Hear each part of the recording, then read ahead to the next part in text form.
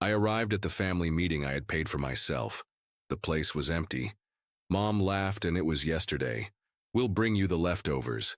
I didn't say anything, but the next morning the police spoke for me. I should have known something was wrong the moment I entered the parking lot. No familiar cars. No noise. None of my cousins smoking by the bins and pretending no one saw them. Just silence. I checked the message. Friday, 7:00 p.m. Casa Mateo restaurant. I was so excited to see them all. Mom sent it 2 weeks ago. It was Friday the 7th, 2 minutes in the afternoon. I arrived right on time. Like a fool. I entered, and the cold air gave way to smooth jazz and the clinking of glasses. The place wasn't empty, but the private room I had booked and paid for was locked and dark. "Can I help you, sir?" the waitress asked, barely lifting her gaze. "Yes, the Torres family reservation. The private room." She checked the list. "Ah, yes, that was last night." I blinked, confused. "No, it's not tonight. I paid the deposit. I made the reservation personally." She tilted her head in doubt. "Sir, they were here. 16 people. There was a big cake. Your mom brought cards with the names. Are you sure you're not mistaken?" "Not." I laughed. A dry, sharp laugh, the kind that fades before fully leaving your mouth. "No, I'm not mistaken." She paused uncomfortably. Now she wanted to call someone. I didn't answer. She was already dialing. The phone rang twice before she answered. "Hello, darling," Mom said with a voice that was too light. Too casual. "Is everything okay?" I stared straight ahead. "Where is everyone?" A pause. Then she let out that light laugh she always used when she knew she messed up but didn't want to admit it. "Oh, honey, it was yesterday. We thought you wouldn't come, but don't worry, we'll bring you the leftovers." I was frozen. "What?" She repeated as if it were no big deal. "It was yesterday. We'll bring you the leftovers. I didn't even say goodbye. I just hung up. No one called back. Not Mom, not Lucia. No one." Then a message arrived. "Lucia? Ha ha ha ha ha. Seriously? You missed it, bro. Typical. Don't worry, we saved you a bun." My hand was shaking. From the cold or the anger, I couldn't tell which one. I looked at the waitress. They came, ate, left. She shrugged. They seemed to be having a good time. Of course they did. They always do when I'm not around. I left without saying anything else. I didn't call, I didn't shout, I didn't write in the family group. But I didn't go home either. I stayed in the car, engine off, looking at my reflection in the windshield, thinking about the bill, the charge on my card, the 10 unread messages I sent to my mom 3 days ago to confirm the time. They all knew. They just didn't care. They had made that decision together. And tomorrow I would make mine. One might think being excluded from a family dinner that you paid for yourself would be the worst part. But it wasn't. It was just the cherry on top of a bitter 5-year ice cream. You see, this wasn't the first time they left me out. It wasn't even close. It was just the first time they were honest enough to not pretend otherwise. I was always the last choice. During our childhood, Lucia was the brilliant one, the one who just needed a little push to start. I was the one who didn't need much. That was her code to survive without affection. So we're not going to waste it on you. When I got my first real job, I proudly called Mom. She didn't say, "Congratulations, great. Now you can finally help your sister with the rent." That was the beginning. A month's rent became a whole year. Then the bills came. Then her dental surgery. Later the car insurance. Then the books for her new nursing course, which she dropped after 1 semester without ever paying me back. I paid because I thought that's what you do when you love your family. But the affection in my family only flowed in one direction. Every time I tried to bring it up, even softly, I was answered with things like, "Stop being so selfish. We're family. Lucia is going through a lot, you know that perfectly. You're doing better than she is. Why are you keeping track?" I wasn't keeping track, they just refused to see that I was running out of energy. I particularly remember one night 2 years ago. I had just sent $600 to Lucia for a veterinary emergency. Later that same day, she posted a story about new shoes, new nails, and some guy holding a champagne glass. I showed the story to Mom. She swiped the screen, smiled sarcastically. "And you guys always get so petty with money." "Petty?" I paid her property taxes last winter because Dad forgot, and the city sent them an eviction notice. I covered the minimum payments on Lucia's credit card for 6 months when she lost her job, even though I could barely keep myself afloat. One Christmas, I drained all my savings to buy presents for everyone. And what did I get? A framed family photo. I wasn't in it, but nothing, absolutely nothing, compared to that night when I heard what they really thought of me. It was about 6 months ago. I was at my parents' house for the weekend. I had just pulled Lucia out of another problem. This time it was $1,200 because she accidentally overdrew her account again. I went downstairs for water and overheard voices from the living room. Lucia is obsessed with playing the victim. It's embarrassing. Mom responded, I know. She acts like some kind of savior just because she pays for some things. Then Dad laughed and added, let her pay. She's not going to find a wife anyway. At least she's good for something. I froze in the hallway. Then Lucia added with a voice, you know he thinks without him we'd fall apart? She snorted, please. If he disappeared tomorrow, I wouldn't even notice. I didn't go into the living room, went upstairs, lay on the bed, and stared at the ceiling. The next morning, Mom made pancakes like nothing had happened. After that, I stopped sending money for about 2 weeks. Then I received a message from Lucia. Lucia, I need help with the rent. I'll pay you back, I promise. I didn't reply. 2 days later, Mom called. Mom, Lucia's behind on the bills. She's going through a rough time. You know how sensitive she is. Why are you being so cold? I simply replied, I can't keep doing this. She said, if you're going to punish us for raising you, maybe we shouldn't have bothered. That broke me more than I admitted at the time. I sent the money later that same day. And now, after all that, they organized a family gathering without me. A dinner I paid for that I confirmed. And when I called Mom to ask where everyone was, she had the audacity to say, it was yesterday. We'll bring you the leftovers. Leftovers like a dog, not like a son, not like a brother. Just a wallet with arms. That night I sat in the car in front of Casa Mateo restaurant for a long time. I didn't cry, I didn't shout. I just sat in that heavy, thick silence thinking of every single time I had been the good one and how much it had cost me. Tomorrow I wouldn't be the good one. Tomorrow they would learn how it feels when I stop playing my role. And I knew exactly where to start. That night I didn't sleep. Not because I was sad, not even angry. Honestly, I was calculating. That dinner at Casa Mateo restaurant cost me $17.40, taxes and tips included. 16 people, appetizers, customized menu. I even paid an extra supplement for Lucia's vegan nonsense and Aunt Maria's wine allergy adaptations. Not only had they forgotten about me, they knew perfectly well and did it anyway. The next morning I sent a message to the group. See you tonight at Mom's house. 2 p.m. I have something for you. No one asked what it was. Of course they didn't. They never asked anything when it came to me. At 6:58 p.m., I parked at my parents' house. Inside, they were already gathered. Lucia was on her phone. Dad was in his recliner with a beer. Mom was arranging the cushions on the couch as if we were expecting guests. She looked up and smiled. Hello, darling. We weren't sure if you'd still be upset. I didn't respond. Lucia looked up, pretending sympathy. You know we didn't mean to hurt you, she said simply. It was easier for everyone to come on Thursday. Most of us have lives. She said that without any shame.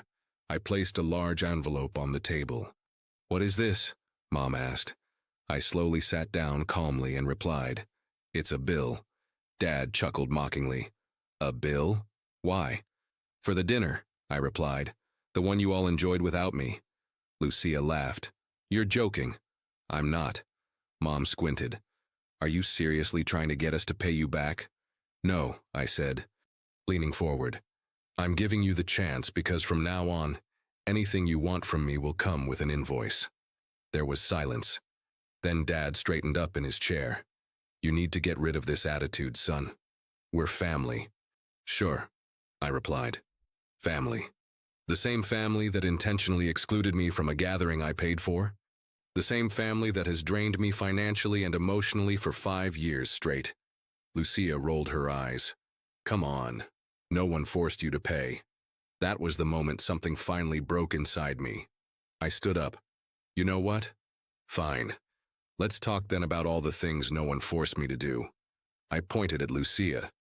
No one forced me to pay your rent for 2 years, or to cover your overdraft fees, or to change your car's transmission. I turned to Mom. No one forced me to pay your back taxes, or the cruise you wanted for your birthday when you said Dad had forgotten it, or the groceries when suddenly you couldn't walk because of your knee. Dad's face turned red. Watch what you're saying. Oh, this is just the beginning, I said, pulling out a printed list from my pocket. You don't want to hear it? Well, I do, because I had to live through it. And then came the surprise. I took out a folder and threw it on the table. What's this now? Dad asked angrily. I smiled. Documentation of every transaction, every bank transfer, every payment through Visum, every PayPal payment, every receipt. Lucia scoffed sarcastically. Wow, you're really exaggerating, aren't you? I said calmly. I'm covered because I filed a fraud complaint this morning. All of this? I tapped the folder with my finger. It's already in the system. What are you talking about? Mom asked, suddenly lowering her voice. I looked her straight in the eyes. Last week I discovered someone used my name to open a new credit card. The same one that was used to buy a new iPhone. A spa package Lucia posted saying it was a gift from a friend. Lucia froze. I called the credit company. They're investigating it as identity theft. The address they gave? Yours. Lucia jumped up suddenly. You're joking. Not at all, I replied. And if you think I'm not pressing charges, don't you dare, Mom said angrily. Try me. The room exploded in shouting. Lucia yelled. How dramatic you are, Dad, yelled. Do you want to send your own sister to jail? You plan to keep playing the fool forever? I replied firmly. Mom started crying. You're destroying this family, aren't you? I said as I walked toward the door. I'm finally saving myself from it. And then came the second surprise. As I turned to leave, someone spoke for the first time. My cousin Lucas, the quiet one, the one who barely said a word at family gatherings. I'd like to pay my share, he said softly, of the dinner. I mean, it's only fair. Everyone turned to look at him, stunned. He added, and I know I should have said something earlier. But yes, they planned to exclude you. I was there when they laughed about it. They said you were being too dramatic. I'm really sorry. I looked at him, and for the first time that night I smiled. Thank you. Then I left. They thought they could use me forever. But they forgot one thing. Even the quietest ones end up speaking. And when we do, we don't whisper. We called the police. The next morning at 8:17 a.m., my phone vibrated. Private number. I answered. Good morning. Am I speaking with Alejandro Torres? Yes. This is Officer Ramirez from the local police station. We are currently following up on a fraud complaint regarding a credit card opened in your name. Your family shows up on the billing address.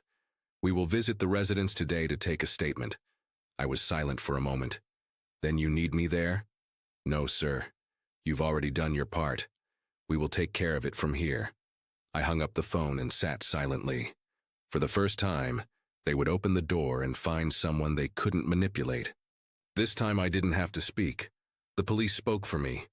I thought silence would bring peace. Instead, it brought chaos. They say when you remove the keystone of an arch, everything falls apart. I wasn't the keystone. I was the entire foundation. And the moment I withdrew, the house of cards collapsed. The police visit wasn't subtle, according to a very long and very angry voicemail from Mom. They arrived at 7:45 a.m., when she was still in her robe and Dad hadn't even had his coffee.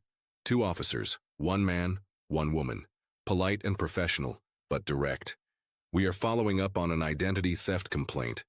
The credit card was opened in your son's name. It was used for purchases over $4,000 linked to this address. We need to know who had access to it. Mom's response must be a mistake. We are a good family. Classic. They asked to speak with everyone in the house.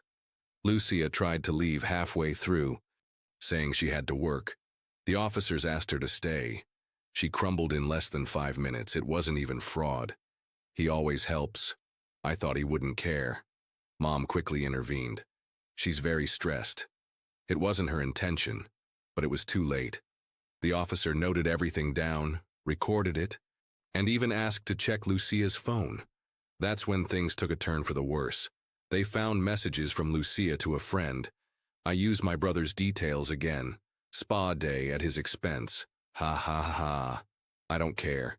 He's so naive, he won't even notice. It wasn't just fraud, it was premeditated. And they had proof. That same day I received a call from a detective assigned to the case. We have enough information to press charges formally. Do you want to proceed with the complaint? I asked for 1 day. That afternoon my phone exploded with calls and messages. 27 missed calls, 41 messages. Mom, Alejandro, please, we need to talk, it was just a mistake. She panicked. She's still your sister. Dad, you don't want to destroy her life over this. Lucia, you're selfish. I'll lose my job, my apartment. Would you really do this to your own family? Funny how no one cared when I was losing parts of myself helping them. I waited a day. Then I called the detective again. Can we temporarily pause the formal complaint? He agreed but made something clear. This doesn't disappear. It just stays on hold. That's when Mom made her move. She called me with a soft voice, like silk over a blade. If you really want to fix things, come home. Let's talk face to face. Against my better judgment, I went, but as soon as I stepped inside, I regretted it. Lucia was on the couch covered with a blanket, pretending to be the victim. Mom had her matriarchal, worried expression rehearsed perfectly.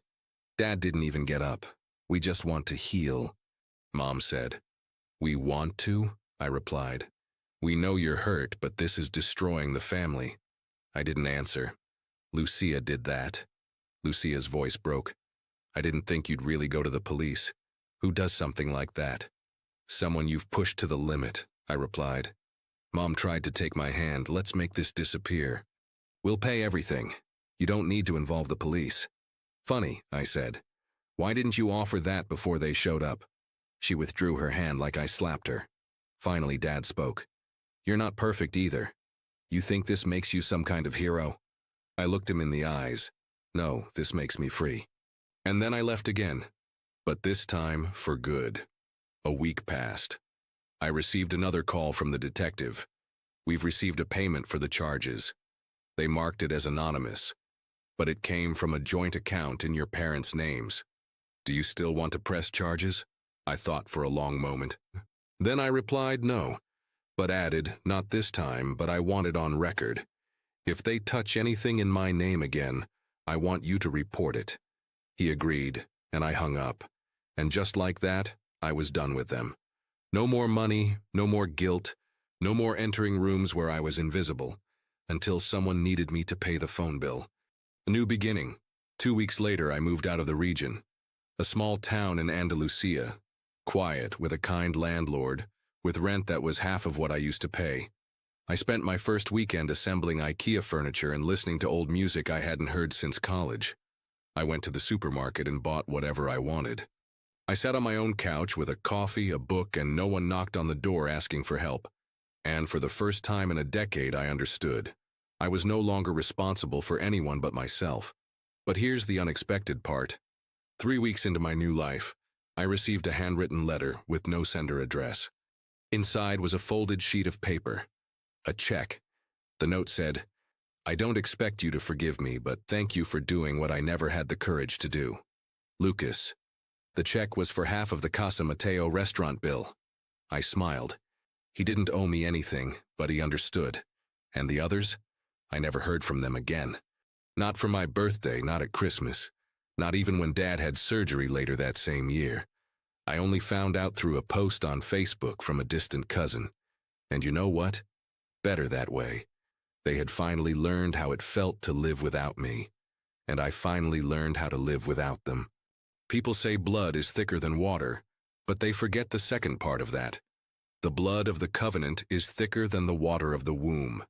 In other words, the loyalty you choose matters more than the shared DNA. And I finally learned that the hard way. The last time I saw my family's faces was the day I walked out of that house with the folder in my hand and fire in my chest. Since then, not a word. And that silence used to feel like a punishment. Now it feels like fresh air. A few weeks ago, I ran into someone from my hometown, a high school classmate. She recognized me in line at the hardware store. "Hey, weren't you Lucia's brother?" I paused, smiled. "Not anymore. No shame." "Not. No doubts. Because I'm no longer Lucia's brother. I'm no longer the good son. I'm no longer the bank. I'm no longer the one who shows up when everyone else disappears. I'm myself. And for the first time in 32 years, that's enough. They thought I wouldn't survive without them, that I would come crawling back, that I needed their version of love, their emotional blackmail disguised as concern, their control disguised as closeness. They were wrong. I don't need Sunday dinners where I sit in silence while they toast to themselves. I don't need those "how are you" messages that are really just preambles to ask for something. I don't need to explain to anyone why I changed my number, why I moved without leaving an address, or why I never showed up for Christmas. Let them wonder. Let them worry. Let them try to explain my absence to the rest of the family, to the neighbors, even to themselves. Because deep down, they know perfectly well. They pushed me out. And for the first time, I didn't beg to come back. Want to know the best part? They lost control the second I stopped begging for love and started demanding respect. Because people like them use the word family as a weapon. But the second you respond by setting boundaries, they call you cold, selfish, broken. But I'm none of those things. I'm just no longer theirs. And Lucia, she didn't lose her job. She didn't go to jail. But you know what she did lose? Her mask. Now the whole family knows what she did. How she lied. How she used me. How she laughed behind my back while draining me to the last drop. And now no one trusts her. Lucas left home. Aunt Carolina refuses to let her take care of her children. Uncle Esteban told me in a brief phone call that he didn't expect me to. Lucia's name is now mud at every family event. "You don't need to go back," he said. "They were the ones who ruined everything." Now we all see it clearly. But I told him the same thing I'll tell you now. It's not about who sees it clearly. It's about who survived. And I survived. So no, I'm not going to pretend everything is fine. I'm not going to send birthday cards or answer calls out of guilt. I'm not going to show up for fake hugs or tense family meals, just so Mom can make passive-aggressive comments about how hard it is to keep the family together these days. I'm no longer theirs, and that's the best thing that ever happened to me. Now I wake up and feel peace. I work and keep what I earn. I eat what I want. I don't apologize for saying no. I'm not startled when my phone vibrates. I no longer hold my breath for people who say they love me. I'm free, and not because they let me go, but because I finally stopped waiting for their permission. Let them keep their leftover dinners. Let them pass around my picture as if I'm dead. Let them murmur, beg, shout, manipulate the story, and call me the villain. I'll keep sleeping like a baby. Because the truth is very simple. When they closed that door in front of me, I wasn't the one who lost a family. They were the ones who lost me. And that's the first debt they'll never be able to repay.